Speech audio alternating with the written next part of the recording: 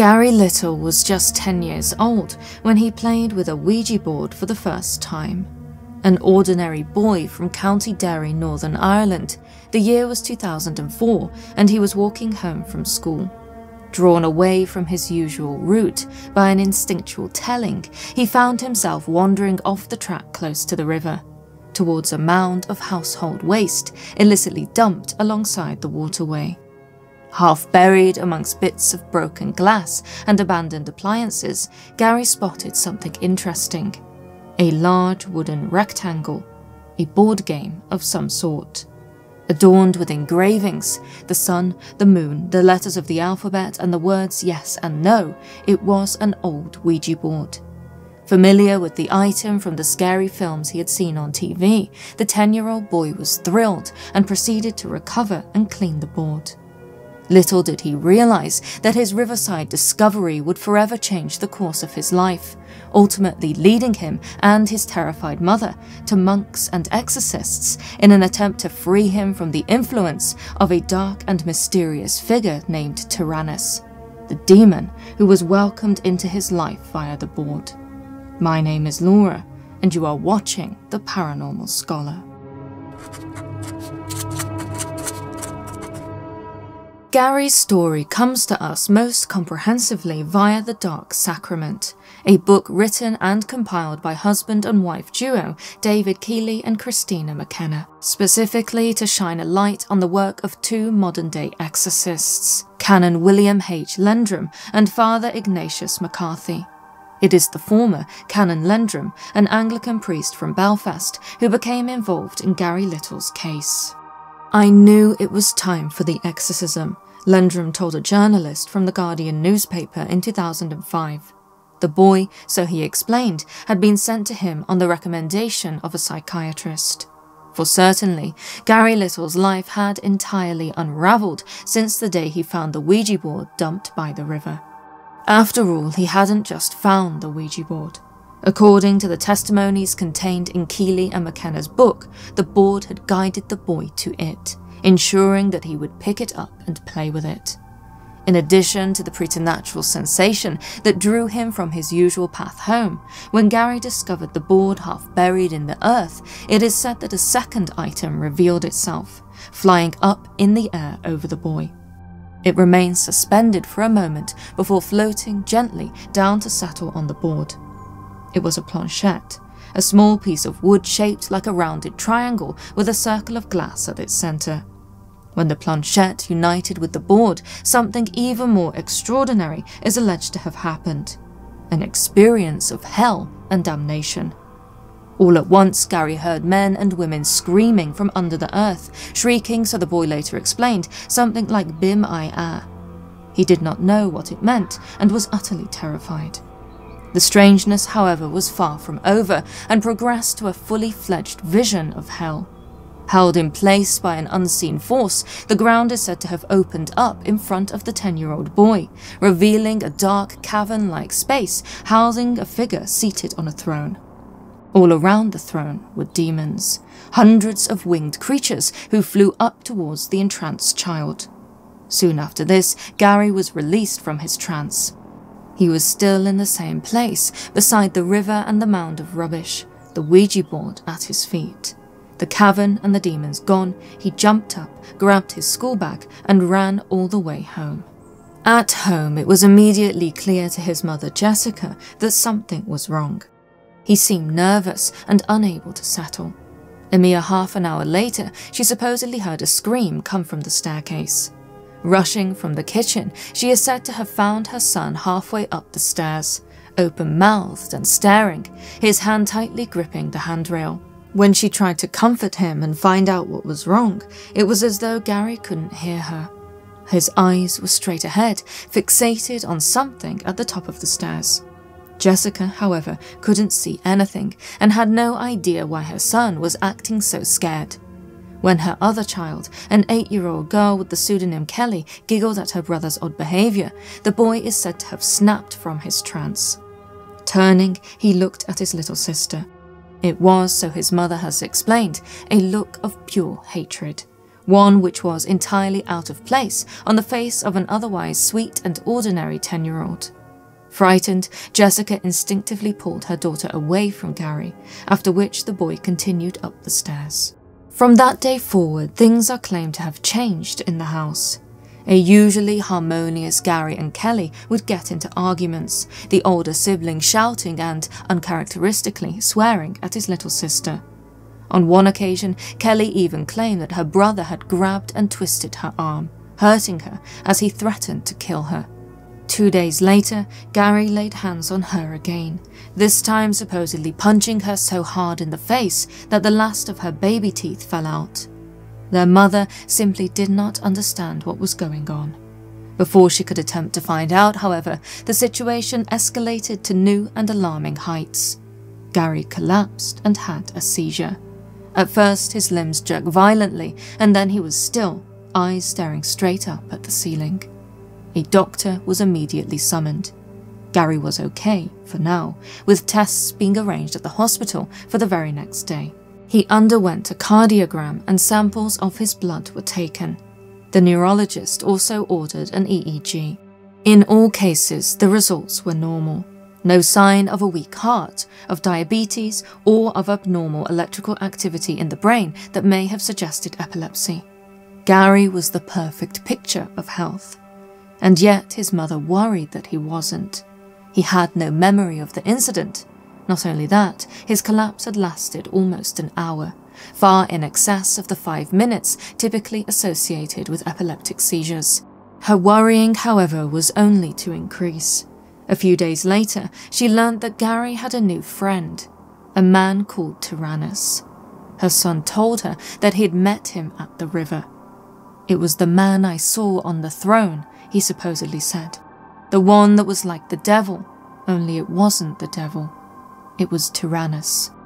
Recalling the eerie incident on the stairs, when Gary had frozen upon his return home after discovering the Ouija board, the boy explained Tyrannus had been there also. "He was huge," the boy explained to his mother. "He was 10 times bigger than me. A big man, dressed in black." The 10-year-old boy also revealed that Tyrannus had been covered in dirt and rotten stuff, as though he had come from the ground. Sinisterly, the dark man had also exhibited multiple deep cuts and wounds. Not knowing what to say or do, Jessica could only stare at her son. She did not want to encourage whatever imaginary character had grown, so she thought, from the horror movies that he too readily consumed. And yet, before she could chastise or otherwise speak to him, Gary mentioned something else: the Ouija board. Until that point, his mother had had no idea as to its existence. Tyrannus, so the boy blurted out, had followed him home after he had dug up the board. Gary returned to school the following week, yet there was clearly still something wrong. He continued to speak of Tyrannus and suffered a complete change of personality. He would swear and shout and was even accused of bullying other students at school. Then Jessica found out that he returned to the river. When she asked him what he had been doing there, Gary is said to have snapped. He swore at his mother, later picked a fight with his little sister, and then, dreadfully, suffered another seizure. Hospital tests once again failed to diagnose a health problem, and so Gary was referred to a psychiatrist, with the onset of puberty suggested as the cause of his behavioral issues. Gary was invited to attend an extended course of psychiatric treatment, weekly sessions of Gestalt therapy, a form of psychotherapy that emphasizes personal responsibility, focusing on self-awareness and present moment experiences rather than the past. Things seemed to be going well, with both the boy's doctor and his mother happy with his progress. And yet, before too long, Jessica received a phone call from Gary's school. He had had another seizure. Only a few days later, he suffered another. On that occasion, it was witnessed by the family's neighbor who had been babysitting at the time. After Jessica rushed home from a shopping trip, her neighbor told her that she needed to take her son to see a priest. Gary was unclean, the neighbor explained, touched by evil. a deeply religious woman whose home was decorated with saints' relics and statues of Christ and the Virgin Mary. She was adamant that such was what the boy needed. A priest would help. And so it was, upon the neighbour's recommendation, that Jessica arranged to meet with a Catholic monk from a Cistercian monastery located in a neighbouring county.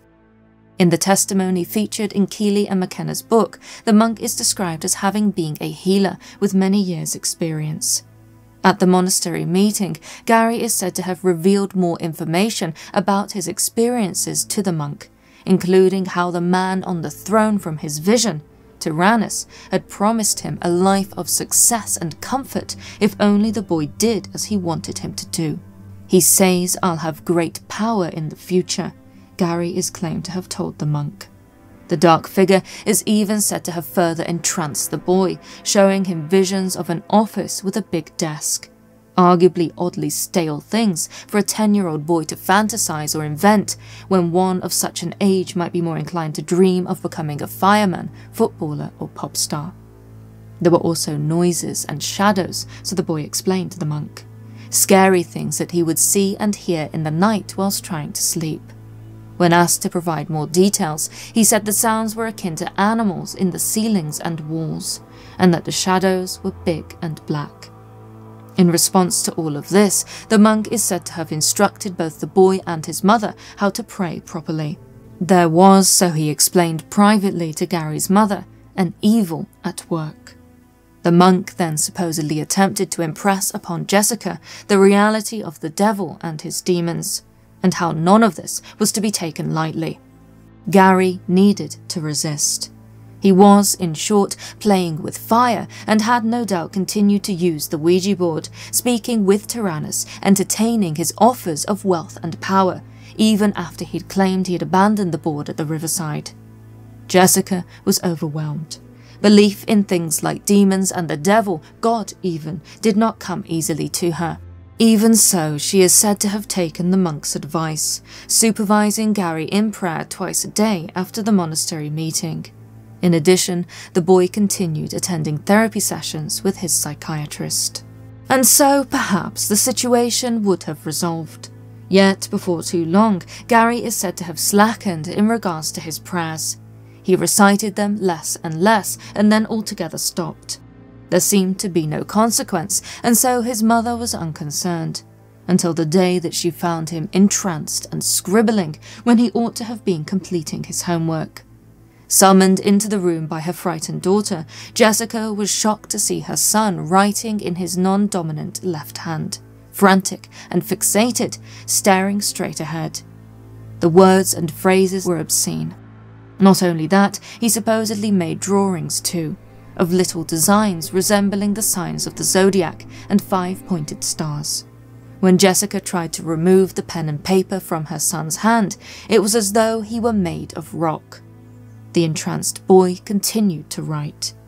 Increasingly desperate and scared, Jessica is then said to have grabbed him around the waist so as to pull the chair away from underneath him. Horrifically, the boy supposedly remained rigid and seated, as if the chair was still there, his hands still scribbling furiously in mid-air. As Jessica lowered her son to the floor, he allegedly collapsed and fell unconscious. When he eventually opened his eyes, he had no recollection of any of it. "I was sick with worry," his mother later explained during her interview.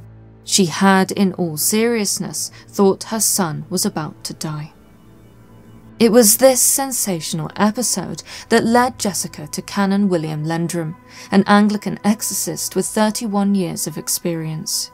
With no other options available to her, she and her son made the journey to Lendrum's Belfast home in early 2005.